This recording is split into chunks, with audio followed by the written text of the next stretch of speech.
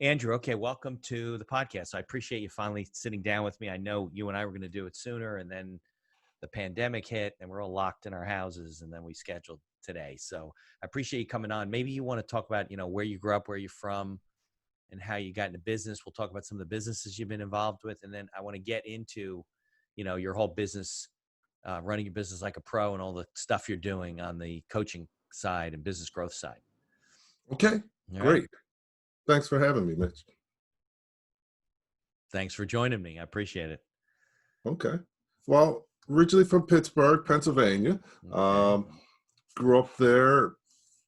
So, of course, I'm a big fan of the Steelers. Right. Well, we won't And, hold that against you. I'm a Giants fan, so. okay. Definitely. I mean, I could like the Giants You too. got better Super Bowl history though than we do. Right. And I got to live there during the time when they won a lot of the Super Bowl. Yeah, right. Good time. And, I So was you probably hate born, the Cowboys, right, Andrew? of course, except for, we had to root for Tony Dorsett, even though Right. we hated Yeah, right. Of course. But you still hate the Cowboys. Right. Of course. Yeah. I rooted for Tony Dorsett too, hated the Cowboys. Yeah. Well, yeah. So, really grew up there. My parents were both teachers, so that they made sure I did very well in school. Right. And actually, in fourth grade, my brother and I ended up having a paper route, which was a first business experience, which was really good because it teaches you a lot of things. Yeah. And we were able to, have money when we were kids, a lot more than everyone else. I don't think you can get a paper route fourth grade now. No way, right? Adults have them now. Yeah, I think you got to be 15 at least, a teenager, right? Or maybe it's more competition. The adults want it. Yeah, no, it's a lot more competition, but it was a great gig, and we actually turned it into a snow shoveling business as well because we knew everybody. So right, you had the roots, right? Snow. Yeah, right. You had the customer list. We had the customer list. Actually, it was so much of a customer list, we would hire our friends to help with it. Right. And really growing up, was into sports.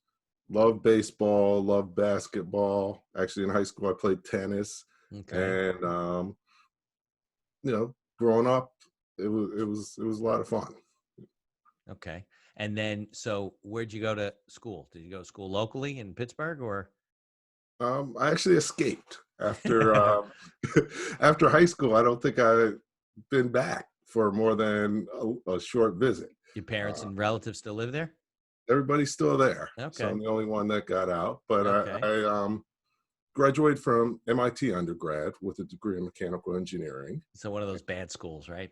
Yeah. Just walk in, just knock on their door, say, hey, I want to go.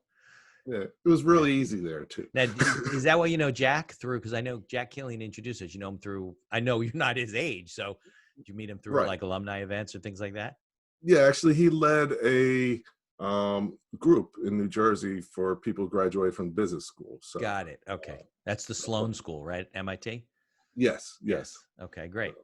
So yeah, got to know him, got a Navy ROTC scholarship when I went. So when I graduated, I became a Naval Supply Corps officer. Right. Which was a great experience. Sure. And thank you for your service. Appreciate it. Okay. Thanks. Yeah. You're welcome. Enjoyed it. How many years do you have to do that? I just did the 4 years coming out. Right. So that wasn't a lifer, but really enjoyed the time when I was in. Yeah. And they paid for your schooling, right? They paid for school too, so you can't beat that. Yeah, and then you put your 4 years in, and yeah, absolutely. Did my 4 years, got to travel. I was a supply cost officer on the ship, so I got to really run all the business functions for the ship. Okay. Tremendous learning experience, and that started my transition from being an engineer to being a business person. Right, because you were in the engineering school at MIT. You weren't a business major. Right, that's Jack was. Yes. That's interesting. So you wouldn't think you'd go to the Navy and get business experience, basically running the operations of the ship, right? Making sure they had, a supply purchasing, right? Right. So logistics. So I ran the ship's retail, food service, paid everybody, and then logistics with the parts. So you got a lot of business experience. Yeah. Yeah, tremendous. So they sent me to school for 6 months to train in all those areas, Okay. and really liked business. I mean, I, of course, loved engineering, which was about solving problems, but Right. business is about solving problems too. Of course. But it's nice because they're shorter term and you can sort of see the results Yeah. No, faster. engineering is a great background, I think, for most. I used to say law, but I'm not sure if I'm sure of that anymore. But I'm definitely sure engineer is a good background. Yeah. Right, right. So So were uh, you were shipped out to sea a lot or? we were at sea 50% of the time, a Okay. good Half the time. 50% All of right. the time. So You got obviously don't get to, seasick, right? So well, everybody gets seasick at a point if it's yeah, really bad, you get but over it. I was better than most. Yeah. So I was thankful for that. Yeah. I guess if you're out in the middle of the ocean and it's bad, like anybody could get seasick, right? Oh, yeah. Oh Like, man. I get seasick like in my bathtub. I'm bad. yeah, Yeah. no, it's not a good feeling, but it passes. Yeah. And Okay. So that was 4 years. So you spent 4 years in the Navy. yes. And So okay. after graduating, or after finishing up, I went to work for a company called McMaster Car Supply Company, a Okay. private distribution company that compete with Granger, Uh-huh. and Sure. they're privately owned, and they're probably bigger than Granger. Oh, Um, okay. so I worked in their warehouse supervisor, and we used to ship 8,000 orders a day out of my So department. that was logistics too. So you That was, their logistics. own logistics though. You're not doing it for someone else. It's their own logistics.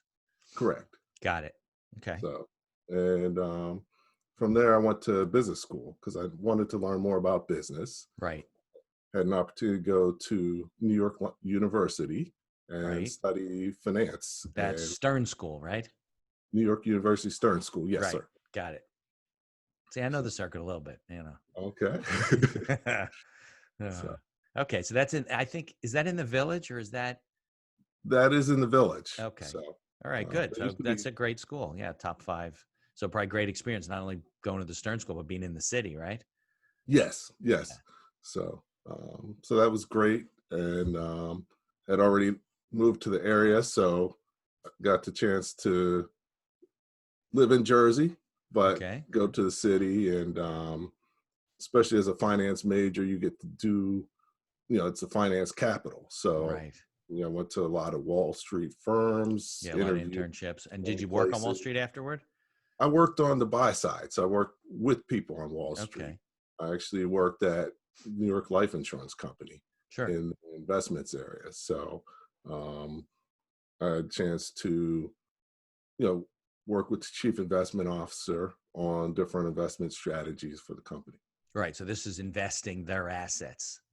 Correct, because Got it. insurance companies have like the most assets out of most Yeah. types Because of they clients. collect money from people. They got to do something with it in order to be able to meet their obligations. Right. Right, right. So, Of course. So so you're dealing with all kinds of assets, not just like stocks and bonds. They're buying all kinds of hard yeah, assets, right? Different categories and things. all kinds, some equity, private equity, but primarily Hmm. fixed income. So you'd Right. Because buy, they had fixed obligations, right? correct. Yeah. Okay. So you learned So that whole business. yes, yeah, and then I got my CFA. So I went Okay. through the Chartered Financial Analyst program, which was a challenge, but was Yeah. able to do that, which is sort of like a CPA, but for Okay. investment While managers. you're working at New York Life. Yes, Okay. Okay. And that was local. You did that in the city too? did that in the city. Yes, Got it. Okay.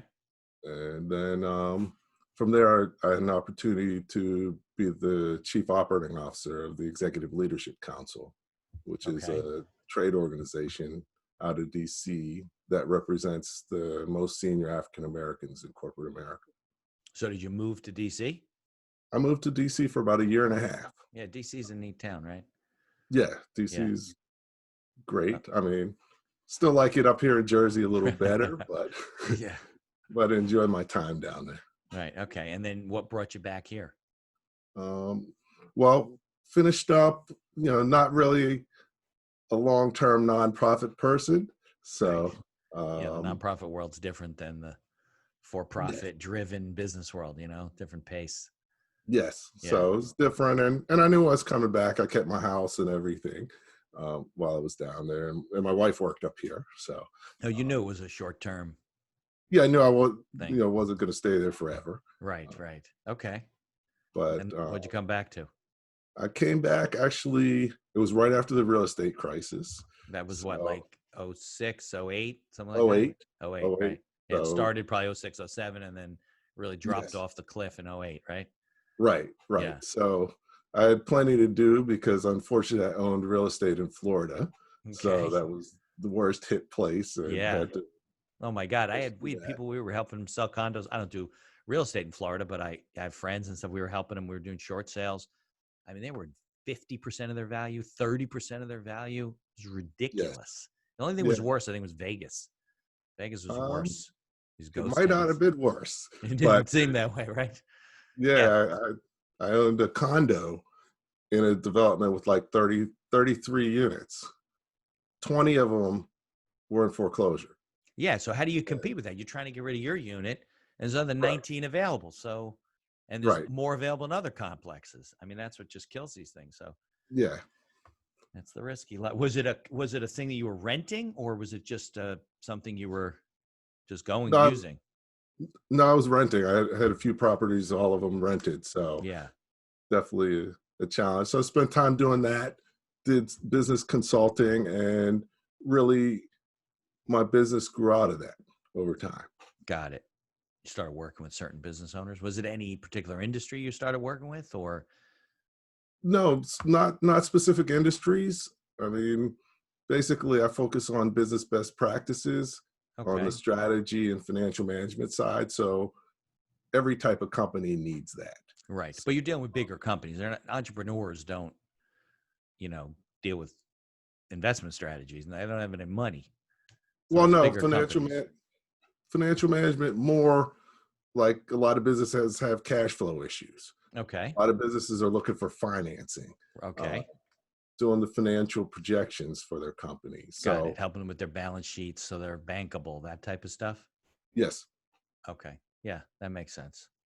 Yeah, for cash flows, it's interesting. So cash flows a double-edged sword, right? Because cash hides a lot of things. And then if you're not working with somebody like you hit something like this pandemic where your cash completely stops, and then it's like the ocean went back out to sea and you could see what's underneath in the sand, and you got all these problems. And it's right. just, yeah, right?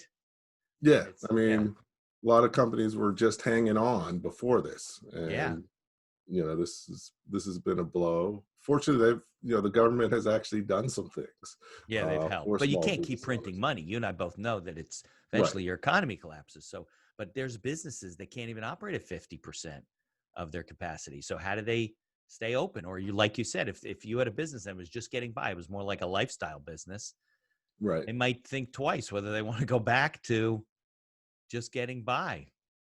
Right. But, the one thing is, whenever there's challenges, there's opportunities. So I there's a like you because lot, you're a lot of optimistic. opportunities out there Yeah, if you're definitely. creative and proactive.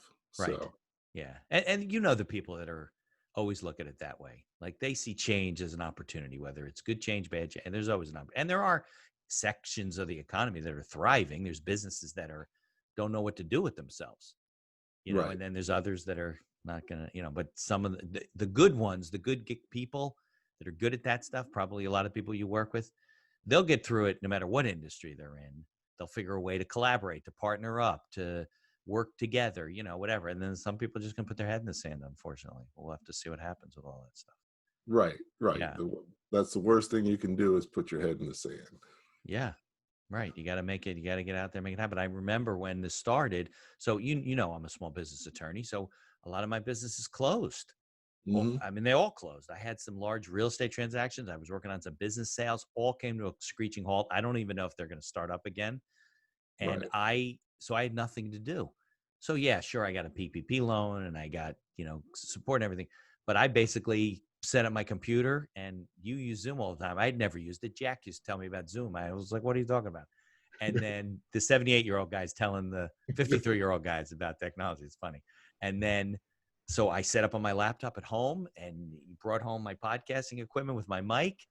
and just hit it. I was doing 40. I'm still doing a lot of meetings every week just to stay connected with people and grow my network. And if things are starting to come back, they're a little slow, but they're starting to come back now that Yes. people are doing some wills and they're doing some business agreements. They realize, you know what, I guess we're going back to business. We got to deal with issues. So I'm hoping that that comes back, but I'm not a mortgage broker where the guy can't answer his phone fast enough right now, you know? Right. So yeah, it's unfortunate, but I'm confident. I'm not worried about it. I'm not going to sit around and just look out the window and say, oh, business will come to me, but you got to work hard and it'll come, right? Right. And, even if you don't have a lot of business right now, now's a great time to develop relationships with your Correct. clients, Yeah. with others. People have more time than they used to have. They want to talk to people. Yep. So they're open to talking to new people. So now's a great time to do that, especially through LinkedIn. Yeah. LinkedIn and Zoom, you can go back to back to back to back. Maybe you got to pee quickly, but that's about it. You don't have to drive somewhere. You Right. know, Right. I was talking to somebody earlier. They have an hour and a half commute to work. So they Mhm. gained 3 hours by being able to. So she goes, I think if I got to go back to work, I'm going to move closer to work. I'm like, yeah, that might be a good idea. Because I Yeah. mean, there's people that have, I know some people in South Jersey that have almost 2 hour commutes when they're working in the city. So they spend 4 hours commuting. That's 12, 13 hour day. If you're working 8 hours, of Right. just lost time. You never get back, whether it's family time or work, or whatever the time is. And I think that's going to change our whole society, Right. all working together.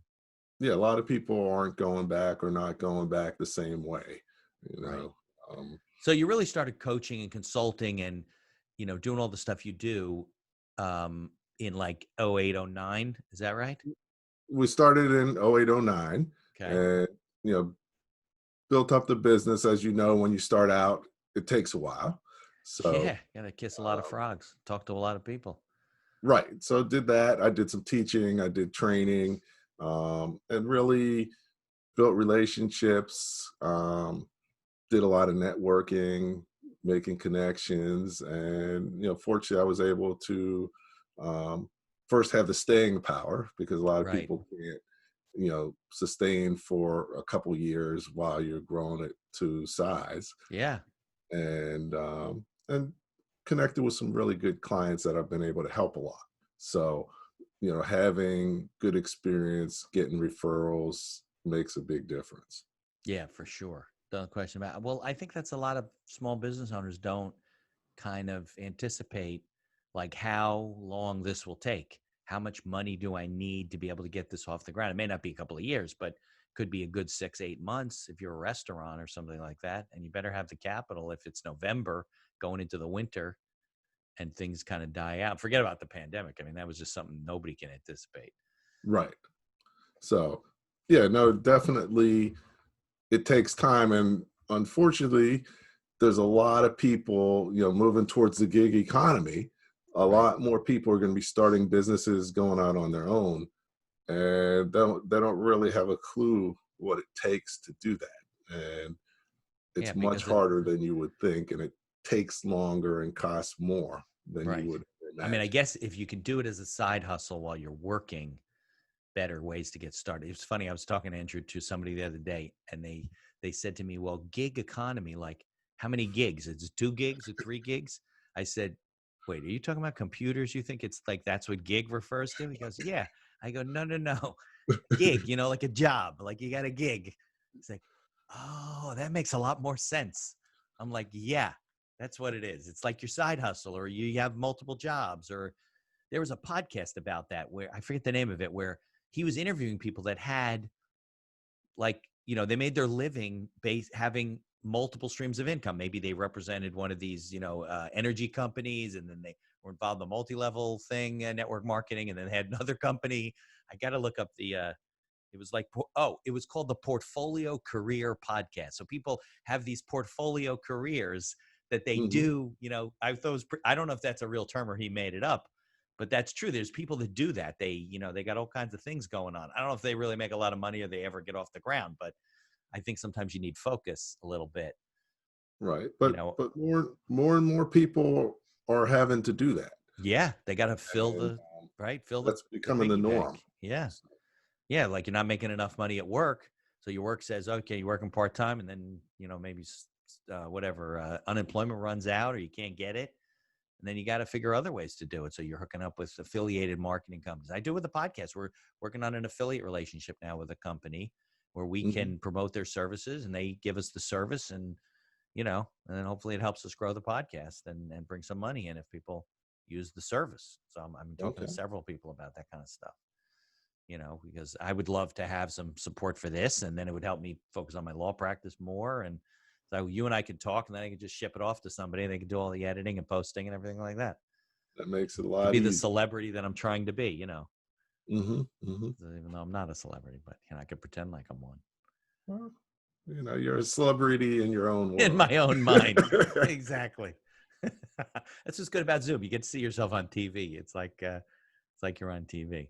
So Right. so that was in 2008. So you've been doing it for a while then. It's like it's been 12 years. It's been about 12 years that I've been on my own. Okay.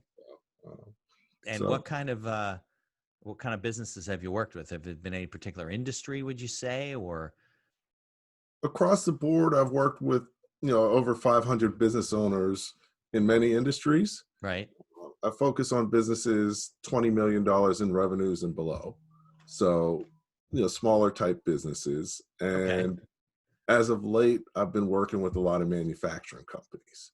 And that fits because mechanical engineering, my focus was manufacturing. Right. And, really connected with a great organization, NJMEP, Which is New New Jersey. New Jersey Manufacturing Experience Program. And they support, it's run by John Kennedy, and they support manufacturers all through the state. So is manufacturers, is it their operations that you're more consulting about, or all the no, stuff? actually, I do outsource CFO work for fine. them. So you're doing all their financial financing. work. So, and JMEP does have a lot of, people to help you get lean and help you with your operations and all that stuff. But a few years ago, they added business growth services. So, I help working with the businesses to help them grow, because usually they know a lot more about engineering than business. So that's the area that a lot of times they need more help with. Right. Yeah, just because you and I can open a tool and die shop and we can make equipment like there's no tomorrow doesn't mean we can run a business that makes them and sells them, and people get in a lot of trouble that way. And especially now where everything's being more competitive, you got to become a better and better business person. Yeah, for sure.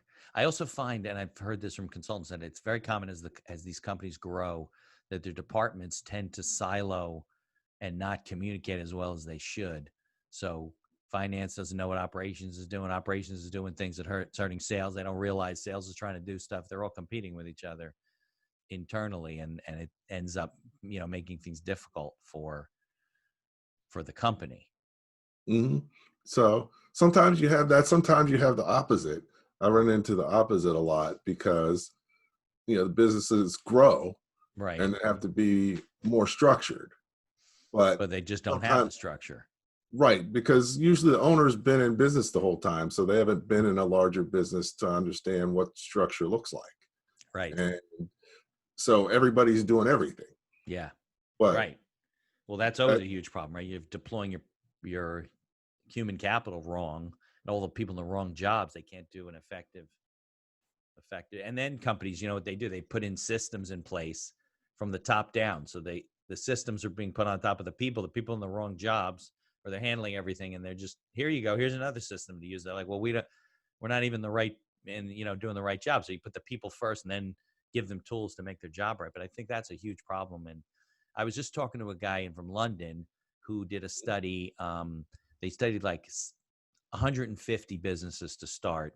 Some of them were public companies, whatever, that had failed, literally gone out of business. And they were trying to figure out, okay, well, what are the, consistent factors that led to their failure? And the three things, two of which we just talked about. One was not having a business plan. Right? Like they had some things in writing, but there was never a cohesive plan that they used it on a regular basis, a part of their strategic planning and growth and change. The other one was putting in systems on top of your people, as opposed to putting in systems that support the people in the right place, like the pyramid was upside down. And the third thing was what you just said, which is as companies got very large, the different departments weren't communicating. So they would operate independently, and the salespeople weren't sitting down with operations, weren't sitting down with finance, weren't sitting down with HR and working together. They were all just kind of in their own silos and competing with each other. So it was interesting about how he kind of came to the conclusion. I was like, well, that's what I've been telling people. You need a business plan. Yes, You know? that's critical. It's one of the first things I do is work with people on their strategic plan, Yeah. because if you don't have a strategy, you don't. You're flying blind. You might Yeah, as well blindfold yourself and go to work and see what happens. yeah, you're winging it. Right. So Yeah, exactly. It's like get in the car in the morning. You start the car. You have no idea where you're going, yeah, and just figure it out on your way. And it's not a healthy way to operate a business. There's some of these guys I meet that are like, them. They're like motivational speakers. They're badass people. They're like, you can do it type of, and that's fine. But they all say consistently, oh, come on, you don't need a business plan. And I'm like, yes, you do. And you don't really mean that. Like, if you look at how you run your business, you're using plans. You're using strategies. You have strategy. You don't just like wing it. Do you wing it every day? They're like, no, I have this person and that person, and we run it this way, and they have all their systems and everything. I said, yeah, that's a business plan. Don't tell people they shouldn't have a business plan. They will fail. yeah. Right? And plus, most businesses are more complicated than that. Right. So, Right. If you're a solo, right, exactly. Much more complicated than that. And in order to grow, they need more complexity. right. So it's kind of irresponsible for them to say that, I think. Got in a Right. fight one time with a guy. He was like, what do you mean? I'm like, I think it's irresponsible. Irresponsible. He was like insulted. I go, yeah, you got all these young kids. It was a presentation like in a tech meetup group. It was at Stevens. And there was a lot of young guys. I'll use guys loosely to include girls in their 20s and 30s. They all had obviously the greatest, latest app. The tech startup, they were going to make $1 billion, right? Which we know wasn't going to happen. And somebody asked the question, or maybe it was me, what do you think about? And the guy speaking was from one of these CRM companies, like Salesforce or Outreach or something like that. This company's worth, 50 billion. He went to Harvard Business School. He had all the pedigree and stuff. So I said, I tell a lot of people, what do you think about writing a business plan? Because, that's crazy. You don't need a business plan. And I'm right in front of the whole group. And I looked at him. I came up to him afterward. I didn't say in front. I go, I think that was really shitty for you to say. He's like, what do you mean? To tell these kids they don't need a business plan? Come on. And he was telling all these stories about how they run the company and how they changed as they grew and raised capital. Now they have hundreds of employees. I said, you don't operate without any plans. You don't do it out of your head. Well, no, I didn't mean that. Okay, well, then they need a business plan. Yeah. And a business plan solves a lot of things, because a lot of times people don't know what they're supposed to do, and don't know where the direction of the company's going. Right. So it's hard for everybody to move in the same direction. It's hard for people to help you. Well, if you don't know where you're going, everybody's going in different directions, probably. Yeah. Yeah. Nobody's supportive. They don't know how to support you. And when I do the strategic plan, productivity goes way up, because everybody knows what the goals are and what the results are to be. And and they work together because they know why they should work together and how they should work together. Yeah. And sometimes businesses just stray. They end up in some other business, and it's not really what they want to do, and they're not even sure how they got there. They just kind of, because they're not working on using a plan. Right. And a lot of stuff is done by gut. One of the things, like, I think you saw a copy of my book, Running Your Small Business Like a Pro. Right. And, the third chapter is called What is Your Greatest Fear as a Business Owner? And what I've seen is it's numbers. Like, so many business owners don't look at their numbers, don't know their numbers. Right. And don't use numbers, don't use KPIs. So you can't improve anything if you don't have. For those listening, KPI is key performance indicator. So it's key information that you want, that tells you a lot about how your business is running. Right. Exactly. They have no way to measure anything. Now, do you think that's because they're they're afraid to know what the truth is, or they shy away from numbers altogether? It depends. You know, afraid, don't know how. Right. And it's really not as hard as it seems. So, that's one thing I try and teach people. And when I go in, I make sure that the owner or the CEO has a certain level of proficiency and make sure that they get regular financial reports, Right. because you can't really know how your business is doing. Right. But a lot of people wait till the end of the year to figure out how they did. And it's too late to fix any problems then. So, Right. Yeah. So, but basically, by bringing you on, you're now saying, "Hey, you're doing the reporting, and you're going to be like, listen, I went through the numbers, and they don't look good." You yeah, know. well, the numbers are what they are, but I usually try to be more positive. I say, went through the numbers, here's what they look like. We can do some things to make you more profitable. Maybe we could work over here to increase your revenues and decrease some expenses. Do you need this? Do you need that? But really just trying to make it constructive, because no business is perfect. Right. And part of business is continual improvement. So I really just focus on continually getting better than you were. So, do you find that it's part of your work with people, helping them evaluate the people that they have working for their company, what they're doing, are they in the right jobs, those types of things? Yes, generally I do coaching for the owner and also some of the leadership team. And many times I help them build the leadership team, because they may not have people in the company that that are the right type of leader and manager. Right. I'll help them interview, train them, whatever they need, because usually this is new territory for a lot of business owners, hiring somebody who's a real manager. You meaning?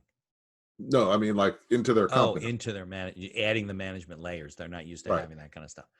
Got it. Right. Got it. So, do you find that assuming that they already have people, do you find that a lot of times people are either in the wrong jobs, or they're doing too many things, or They're always doing too many things, yeah, it's common, right? because whenever the boss asks for something, they have to Yeah. do it. So, and usually if you have a business, you're very creative and have a lot of ideas. Yeah. So, your people have to respond, because most owners are kind of impatient also. Yeah. Demanding and impatient, right? Yeah. Yeah. No, you're right, because then people and then what happens is they just do, I'll just do it, instead of actually strategically developing staff Right. to do the right things, and maybe there's redundancy and all that type of stuff. Right. And one of the things I always say is your business can only go as far as you're prepared to take it. So, if your business isn't doing well, the only person you could look at is you, Right. because you have all the power. Um, and, but a lot of times business owners don't realize that they have to continually develop and learn. Right. And they have to be the biggest ones to change within the company, because if they're running it, you start out more of like an employee creating the products, but then you become a supervisor, which is a Right. totally different job and totally different skills. Right. And then most people never make the manager Right. successfully, but they are the manager, but they're not managing well, Right. because they're not using numbers. Yeah. And the manager's job is to improve upon the business. And then that's a typical transition. And then the hardest transition is going from being a manager to a leader of managers, because good managers hate to be micromanaged, and that's what they do. Yeah. So it's hard to break that habit. So I do a lot of coaching around that, because if you micromanage good managers, they either leave or they just wait for you to tell them what to do. Right. They stop being good managers. Yeah. So what are some of the, since hopefully there's people listening to this, that's Mhm. the goal. What are some of the advice that you give people? Are there certain, besides your book, because we're going to put a Mhm. link in the show notes to your book, but are there other things that you recommend to people that you like, processes, books that you have your clients read, all those types of things, advice for them? Yeah, there's 3 books that I think are critical. Okay. 2 of them are classics. So, number 1, Michael Gerber. Yep. There's E-Myth. E-Myth Yep. Revisited. There's That nothing is it. better. Yeah. Uh, Nothing better. You ever see him speak? um, no, except for just online. He's But I did very speak to him. vulgar, Okay. curses all the time. It's pretty funny. Yeah. Well, I did speak to him once because I was doing a conference and I was going to have Oh, him come okay. as a speaker. Yeah. But his rate was a little A little high for off the me outside too. of the budget. But he did say it would be the best keynote ever. Yeah, well, that's And what he says. Yeah, he's yeah, very confident. yeah. But seems like a cool guy, and it Yeah. was very, very nice, and it was great to talk to him. And so his is one. Okay. Number 2 is Dale Carnegie. Yeah. Um, so That's how to win friends and friends influence and people. influence people. Yeah. Right. And then the third one is something I found last couple years called the One Page Marketing Plan by Alan Dibb, Okay. because marketing is your most important job as a business owner. And most business owners may not realize that, Right. or may not realize there's a difference between marketing and sales. So, um, first off, you need to know that. And if that's your most important job, you need to get good at it. So you need to learn as much as you can. And then the one page plan allows you to, it takes away the fear of having to write something super long. Right. But it's a solid plan. And so his book and his model allows you to really write a solid one page plan that you can use to move your business forward. So, and and What's then his name? The author? Alan Dibb, Okay. DIB, All right, and his I'm gonna put website that in is, the show notes because that's a good yeah, one. his website's successwise.com. And the thing I really like about his is, in most cases, what you do for marketing as a big company is the opposite of what you should do for marketing as a smaller company. So, Makes sense. Sure. so most people think marketing is marketing. So they actually hurt small business owners by having them try to market like a big company. Right. And his is perfectly from a small business perspective, where you have to focus on being more creative. You have to focus on guerrilla marketing, minimizing your costs. And Right. every time you spend money, it's an investment. So Right. you need to expect things coming back. So that's why I really like that book. And a lot of people have found it very valuable. Yeah, well, I'll definitely take a look at it. Recommend it because I tell people all the time it doesn't need to be 100-page report from an MBA student with charts and graphs and everything. Just get to mine's not a page, but I think I have a template with like 4 parts. Like Okay. your company, your product, your people. Yeah, the company, your people. So the company, product, your people, your marketing and finances. Like Hmm. those are the 4 main sections. And as a matter of fact, the marketing and the finances is probably the most important. All the other stuff, if you read a business plan, it didn't sound good, then the person's an idiot because who would write something that doesn't sound good, right? But Right. the numbers and the way you're going to market the thing is really what starts to show itself and if it makes sense or not. Yeah. I mean, the marketing by far is the most important, because if you don't have a market, you don't need to worry What are you about the wasting? numbers, Right. because That's the deal. Nobody's going to buy it. Doesn't matter what it costs. It'd be free. right, Doesn't matter. right. Yeah. So, um, but I do my business plan in PowerPoint. So, being an engineer, I'm not a big writer, but I'm really good Right. at bullet points and other stuff. Yeah. So So it's like a pitch deck. it's like a pitch deck. Right. Mine's over 100 pages, but Okay. Well, it's grown up. I'm sure it wasn't doesn't 100 have to pages be. when you started, right? But I continually work on it. I add Right. stuff to it every week.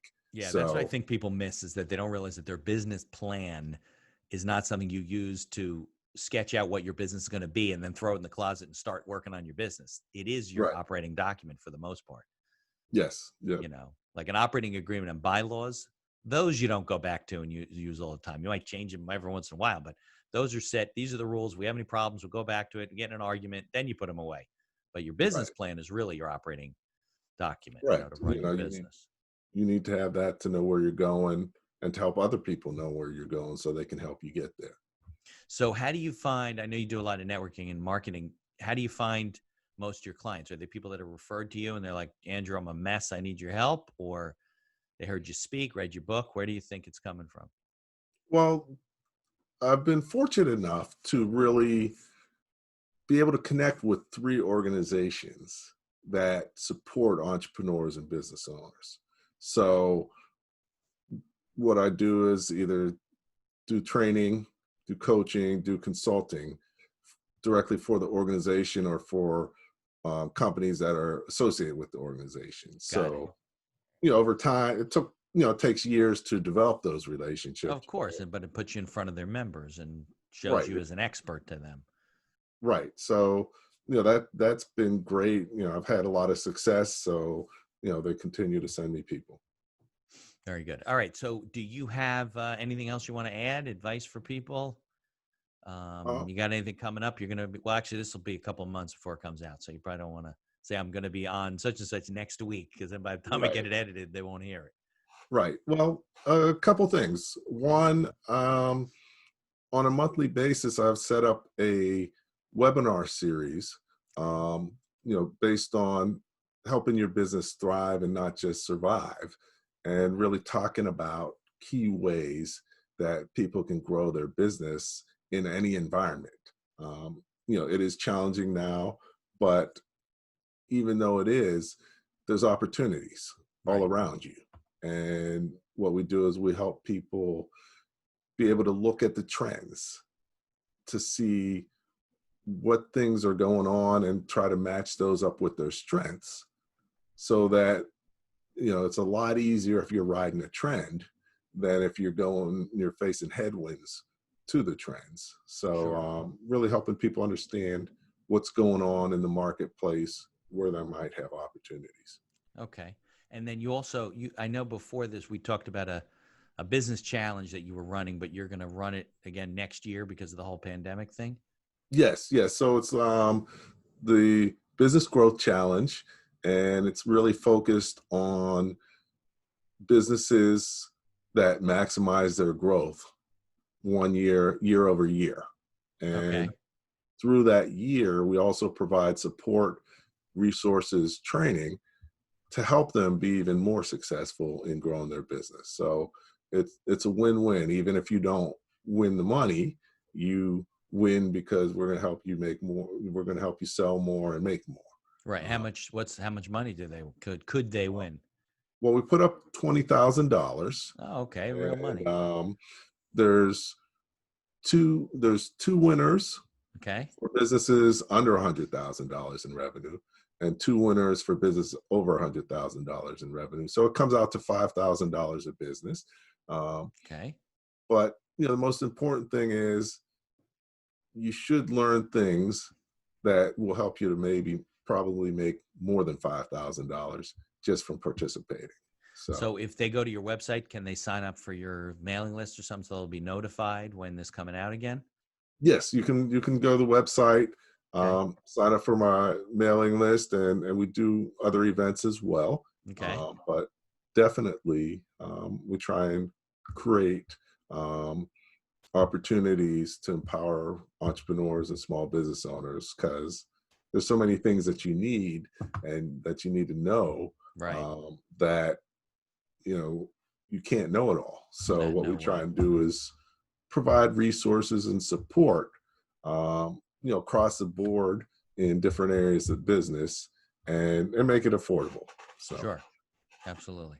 All right. So Andrew, we'll put in the show notes, a link to your website and some of the other things we talked about so people can get on the mailing list and, okay, hear about the challenge and all the stuff that you're doing. So I thank you for coming on today, okay. and we'll get this out probably in, I think in